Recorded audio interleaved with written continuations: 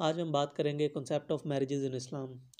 इस्लाम में एक मर्द को 4 शादियां करने की इजाज़त दी गई है। इसके हवाले से बात करेंगे। और इसी से मिलता जुलता एक और टॉपिक है ज़्यादा बच्चे पैदा करना। इसको ओपनली कोई बयान तो नहीं करता, कम से कम मैंने तो नहीं देखा किसी को बयान करते हुए, कोई इस तरह से बयान करता हो कि इस्लाम में ज़्यादा बच्चे पैदा करना कोई हुक्म है। लेकिन रवायात इसके ऊपर मौजूद हैं, हदीस मौजूद हैं। तो इसको भी एक सवाब का काम समझा जाता है कि आपने बच्चे ज़्यादा पैदा करने हैं। ये बात की जाती है कि आपने उम्मत की तादाद बढ़ानी है, तो इस हवाले से बात की जाती है। तो इन दो चीज़ों के ऊपर आज हम बात करेंगे। 4 शादियों के तसव्वुर को समझने के लिए आपको कुरान की बात को उसी कॉन्टेक्स्ट में रख कर समझना चाहिए जिसमें वो बात कर रहा है। अब अगर आप 1400 साल पीछे चले जाएं तो उस वक़्त किसी शख्स के लिए क्या मुश्किल था कि वो जितनी मर्ज़ी शादियां करता। उस वक़्त तो 100% मेल ही डोमिनेटिंग थे। आज की अगर बात की जाए तो सूरत हाल थोड़ी सी डिफरेंट है। आज भी ओवरऑल मेल ही डोमिनेट करते हैं सोसाइटी को। लेकिन अगर पहले से कंपेयर किया जाए, पास्ट से कंपेयर किया जाए, तो अब औरतों का रोल भी ज़्यादा है। औरतें भी माशी लिहाज से अपना एक रोल प्ले करती हैं। लेकिन अगर आप उस ज़माने की बात की जाए, उस ज़माने में अगर आप चले जाएं तो उस ज़माने में क्या मुश्किल था कि एक शख्स जितनी मर्ज़ी शादियां करता। और इस्लाम से पहले ऐसा ही था, लोग 10-10 20-20 शादियां करते थे। तो उस कॉन्टेक्स्ट में कुरान ने ये बात की कि आप 4 शादियां कर सकते हैं। और उसमें भी ये बात की कि अगर तुम इंसाफ ना कर सको तो तुम एक ही शादी करो। ये 4 शादियों वाला भी कॉन्सेप्ट इसके साथ है कि अगर तुम इंसाफ नहीं कर सकते तो एक ही करो। और दूसरी बात ये है कि 4 शादियों का तसव्वुर भी इस तरह से पेश नहीं किया गया कि मुसलमानों तुम पे 4 शादियां करना फ़र्ज़ कर दिया गया, बल्कि उस सोसाइटी को मद्देनज़र रखते हुए, उन हालात को मद्देनज़र रखते हुए एक बात की गई है। और उसमें भी ये बात की गई है कि अगर तुम इंसाफ ना कर सको तो एक ही करो। उस ज़माने में लोग ज़्यादा शादियां करते थे और उसी को मद्देनज़र रख कर ये बात की गई है। अब लोग ज़्यादा शादियां क्यों करते थे, उसकी बहुत सारी वजूहत हैं। ज़्यादा शादियां करने की एक वजह तो ये थी कि उस वक़्त लोगों की ये ख्वाहिश होती थी कि उनके ज़्यादा से ज़्यादा बेटे हों, क्योंकि वो कबायली सिस्टम के अंदर रह रहे थे। जितने ज़्यादा आपके बेटे होंगे उतनी ज़्यादा आपकी स्ट्रेंथ होगी। और अगर कोई दूसरा कबीला आपके ऊपर हमला करता है तो वो बेटे ही आपकी फ़ौज होते थे, उन्होंने ही आपको डिफेंड करना होता था।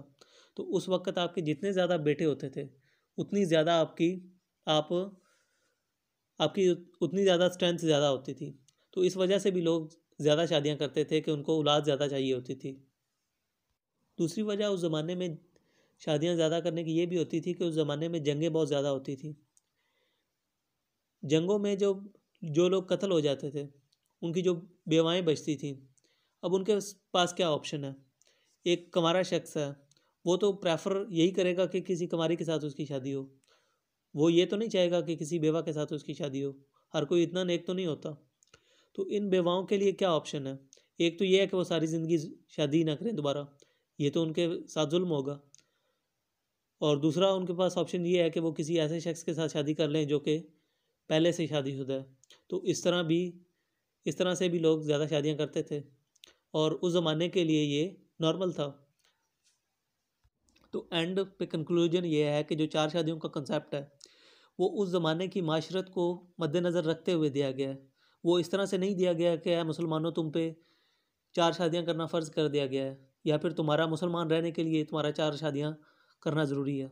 इस तरह की कोई बात नहीं है। उस ज़माने की कंडीशंस को मद्देनज़र रखते हुए वो अहकामात दिए गए हैं। और आप अपने ज़माने के लिहाज से जो आप बेहतर समझते हैं उतनी शादियां ही आपको करनी चाहिए। आजकल तो लोगों के लिए एक शादी करना मुश्किल हो गया है। लेकिन अगर आप फाइनेंशियली स्टेबल हैं और आप 4 शादियां करना चाहते हैं तो आपके लिए बेहतर यही है कि आप फिर चारों बेवाओं के साथ शादी करें।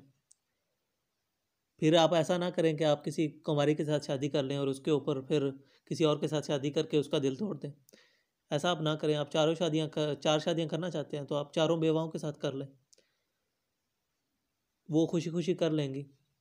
बेवाओं की तो शादी वैसे नॉर्मली तो नहीं होती ना।